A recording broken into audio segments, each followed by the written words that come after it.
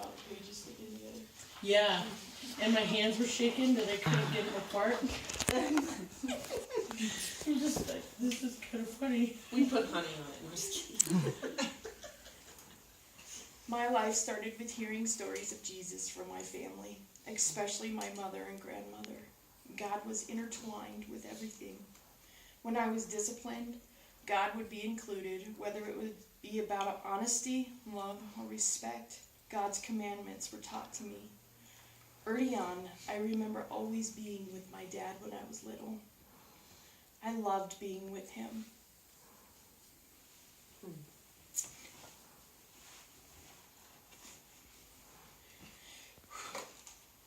The day he left, as he stood in the doorway, I asked why I couldn't go.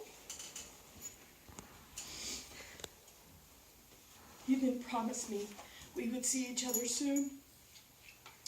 This was the start of many broken promises and empty words from him. I believe it was also the start of my thinking that God the Father was the same as my earthly father. My dad's leaving rocked my world, and my mother's and sisters too. I remember my mother crying and hurting a lot.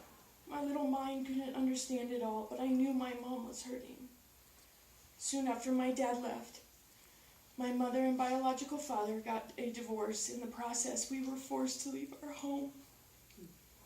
It didn't take long for us to become tightly knitted together. To me, there was this unspoken sense that we were to look out for each other. We were our family at that moment.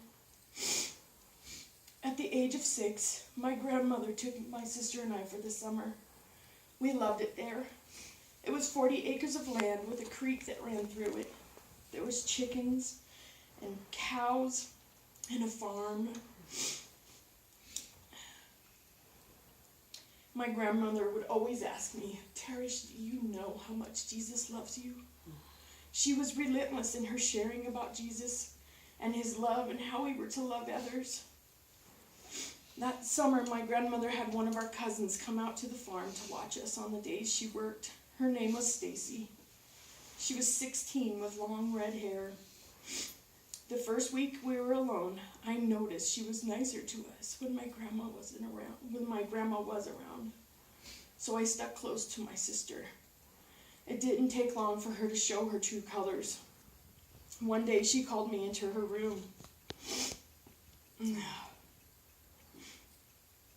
When I walked in, she was fully naked and instructed me on how to perform oral sex.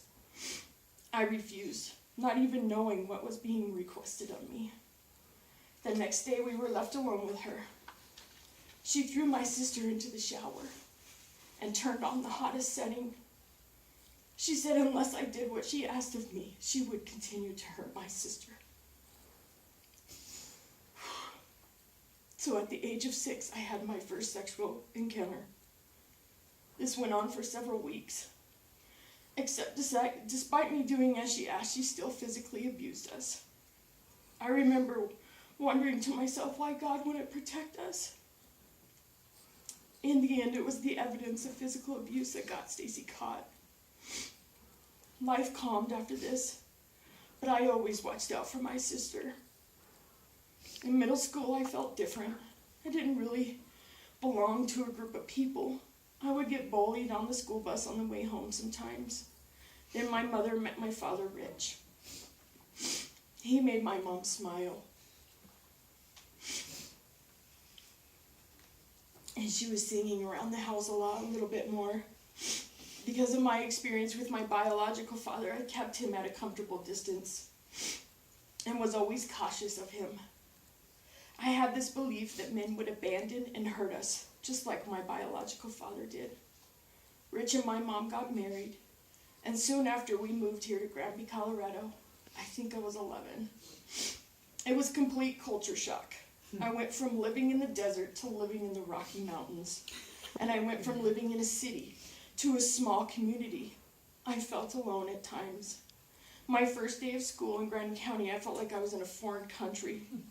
Everyone was wearing cowboy hats and cowboy boots, Some smelt of horse and or cow manure. It wasn't until the middle of school year that I had some friends. Still, I couldn't quite put my finger on it, but I just felt different. By high school, I had plenty of friends. I didn't belong to any group, but I hung out with them all. Alcohol was introduced to me at 16 and marijuana at 17.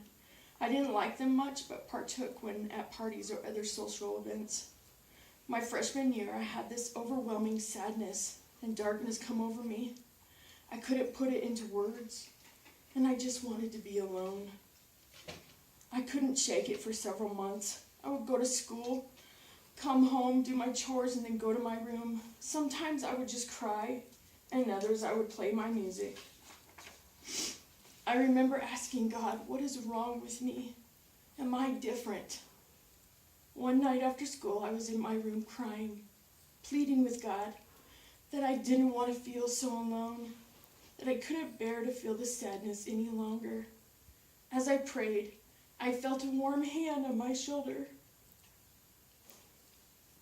I instantly opened my eyes thinking it was my mom. Yet when I opened my eyes, no one was there. The next day, I didn't feel the sadness so deeply. I knew the Holy Spirit was within me, but that was one of the first moments that helped me begin to realize He cared even about the smallest of struggles. My junior year, I started dating a guy named Joe.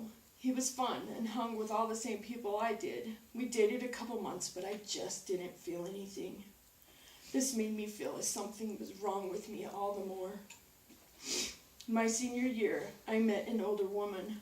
It was with her that I did feel something. This began a huge war within me. I knew what the Bible had to say about homosexuality, and I knew how my family felt about homosexuality. I did not want to dishonor my God. And most of all, I couldn't bear to disappoint or embarrass my family. The war within me brought me back to that dark and sad place. I tried not to show it nor talk about it with anyone. As I got closer and closer with this older woman, I began to feel things I never had before. I was torn and wondered, why do I feel this way with her, but not with men? If I am homosexual, will my family disown me? If I have to hide who I am, then how can anyone really love me? Am I going to hell? Is it wrong for me to even be praying to God or going to church? The questions were endless. So much my mind was always noisy, and despite it not showing, inside I was dying, scared, and I felt so alone. I walked around feeling like my insides were being ripped to pieces. The pain was just relentless. Even so, I followed the older woman to Fort Collins after I graduated. I went to Front Range Community College. Before Thanksgiving, she informed me she had cheated on me and our relationship ended. My heart was crushed. I worked at the Twin Theaters a couple nights a week and at the college a couple days a week. I met my friend Nicole while working at college. We became quick friends, and soon I noticed she could go to school, work all night, come home, take care of her family, and do her homework as if it was nothing. Whereas I was struggling at times to stay awake in class. One night I asked her how she did it. How did she not get tired? She left the room for a minute, then called me into her and her boyfriend's room.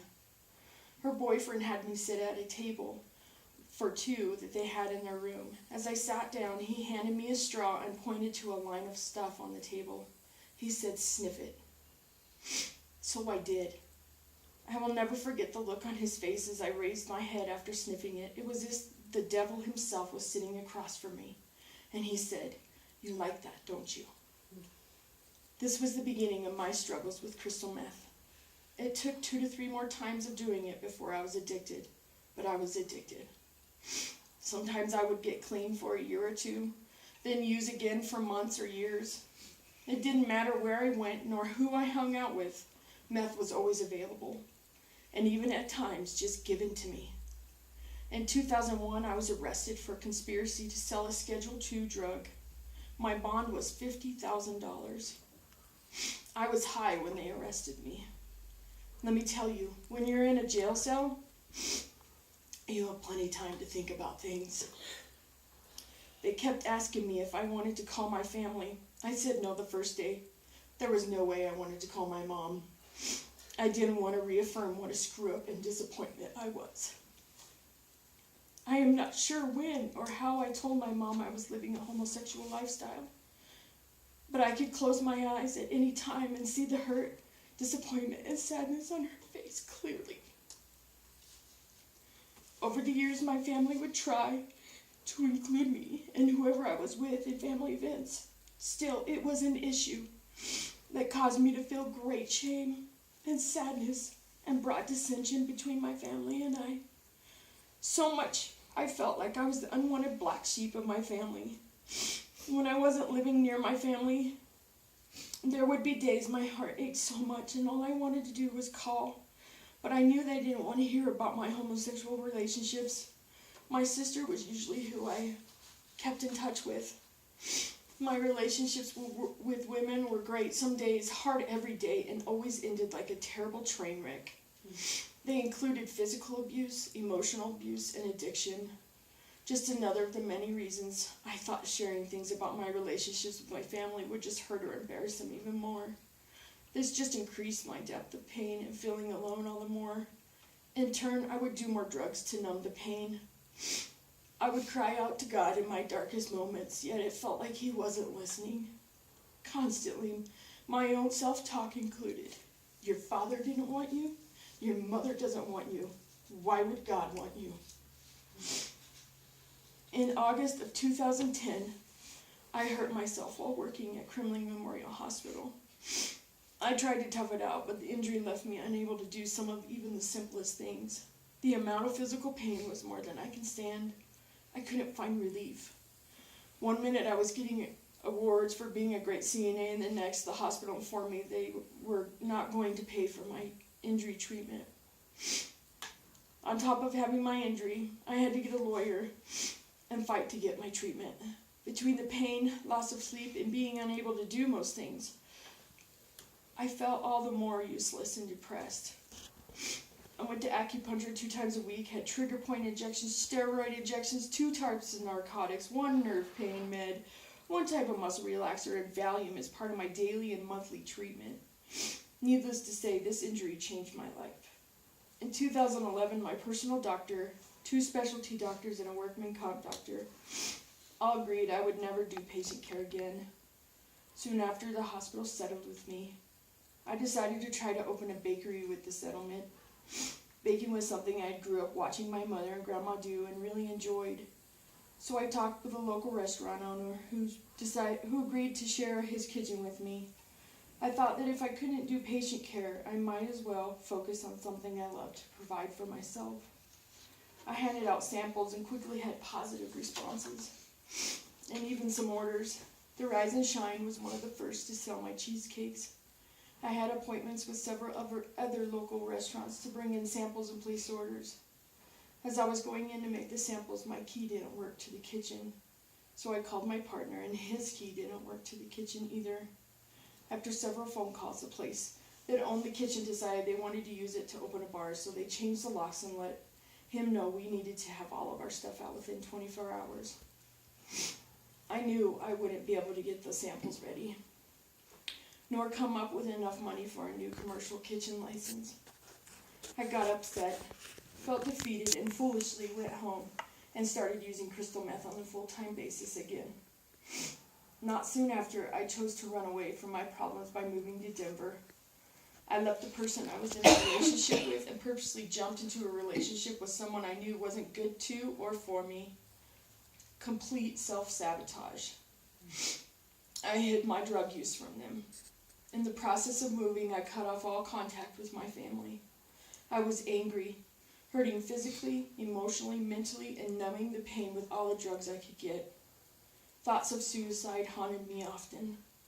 Sometimes I would hope that I would just fall asleep and not wake up. And inside, I truly believed no one would miss me. I stopped talking with God. As I used more, I grew deeper into the drug world, soon hanging out with the dealers themselves. Despite me not talking to God, there were so many times I could feel his hand of protection over me, whether I wanted it or not. As I used more, I started pawning off my things that I had bought with the settlement. Soon I had nothing left except maybe some clothes and my Max Lucado study Bible. I never read it, but I always had it. I left my relationship, moved into a house with 2 other addicts and my friend Leash. Neither one of us had clothes that fit, nor a penny to our names. Despite being high every moment of every day, it was there that I heard God's whispers become screams. Child, if you do not leave, you will die. Honestly, a large part of me wanted to die. By then I had lost so much sleep and used for so long, I truly felt as if I was losing my mind. I wanted to leave, but I would never leave Leash in that place. One day I woke up, and instead of reaching for the pipe, like I always did, I decided it was the day I would say no. I woke up Leash, told her to pack her things, and got her to the car. We left with what little we each had. When we got out to the car and locked the doors, we both cried and started to pray to God to show us where to go and what to do. By this time, everyone had had enough of us. Most would even laugh if we asked for help. We were just a couple of addicts. After a couple of hours, a friend let Leash stay at her house, and I went back to my ex. I found out soon after moving back in that she was a diagnosed sociopath. I lost any hope and didn't really feel there was a reason to fight for myself. I was a useless homosexual drug addict in my eyes. One day, Leash came to visit. When she saw me, she told me she wasn't going to leave me there. She offered to pay rent for the couch. My sociopath girlfriend agreed under the condition that I would sleep with her. I hated myself. I felt like a trapped prostitute. The verbal abuse and fighting got worse as the months rolled by. I was exhausted in every way. It didn't take long for us to use again. One day we were at a fellow addict's house in the back bedroom. As we were finishing up using, one of her kids came running into the room. I noticed he was eating 2 slices of bread put together like a sandwich. I asked him, "What do you got there?" He looked at me with his big brown eyes and he said, "It's a wish sandwich." And I laughed, and as I said, "What is a wish sandwich?" "It's a sandwich I wish had something on it."